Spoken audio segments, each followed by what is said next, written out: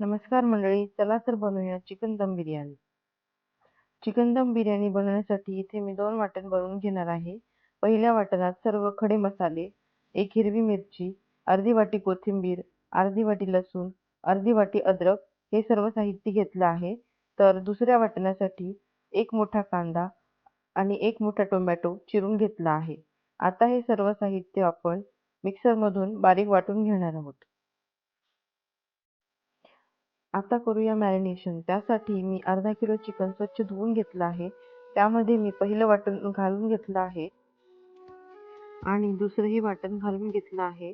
त्यानंतर 1 चमचा बिर्याणी मसाला, 1 चमचा मीठ, 2 चमचे दही, एक अर्धा चमचा हळद, अर्धा चमचा लाल तिखट, अर्धा चमचा गरम मसाला, अर्धा लिंबू घालून घेतला आहे. आता हे सर्व साहित्य हाताने छान मिक्स करून घ्या आणि 1 ते 2 तास मॅरिनेशनसाठी ठेवून द्या. आता बिर्याणीसाठी लागणारा बरिस्ता बनवून घ्यायचा आहे, म्हणजेच कांदा तळून घ्यायचा आहे. त्यासाठी मी 4 कांदे उभे पातळ चिरून घेतले आहेत. चिरताना कांदे समप्रमाणातच चिरावे, म्हणजे कांदा छान तळला जातो. त्यानंतर असे हाताने सुट्टे सुट्टे करून सर्व कांदे या कढईत घालून घेतले आहेत आणि गोल्डन कलरवर ते छान तळून घ्यायचे आहेत.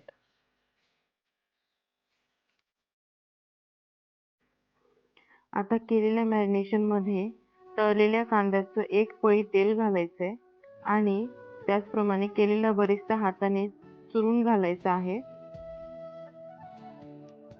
यामधला थोडासा कांदा मी साईडला काढून ठेवला आहे आणि यानंतर आता आपण केलेले चिकन फ्राय करून घेणार आहोत आणि तांदूळ सुद्धा भिजवून घेणार आहोत.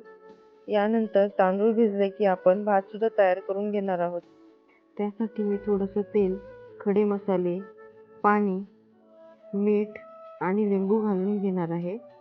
त्यानंतर या पाण्याला उकळी आली की त्यामध्ये मी तांदूळ घालून घेणार आहे. यामधले खडे मसाले मी काढून घेतले आहेत, जेणेकरून ते दाताखाली येऊ नयेत म्हणून. आता यामध्ये तांदूळ घालून घेतला आहे आणि आता हा तांदूळ 80% शिजला की त्यातील पाणी गाळून घेणार आहे.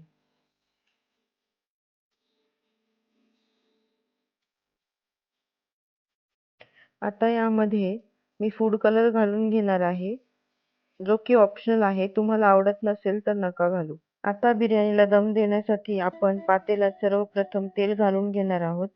त्यानंतर तळाशी थोडासा भात घालून तो छान पसरून घेणार आहोत. त्यानंतर बनवलेल्या चिकनचा मसाला आणि चिकन आपण छान सगळीकडे स्प्रेड करून घेणार आहोत, जेणेकरून सर्व बिर्याणीमध्ये चिकन इव्हनली स्प्रेड होईल. त्यानंतर आपण उरवलेल्या कांद्यामधून थोडासा तळलेला कांदा या मसाल्यावर घालून घेणार आहोत.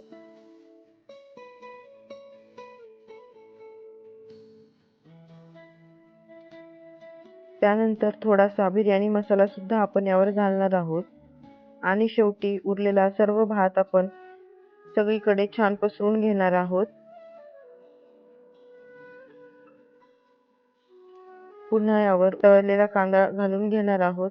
थोडासा गरम मसाला आणि थोडंसं तेल घालणार आहोत, जेणेकरून आपली बिर्याणी ड्राय होणार नाही.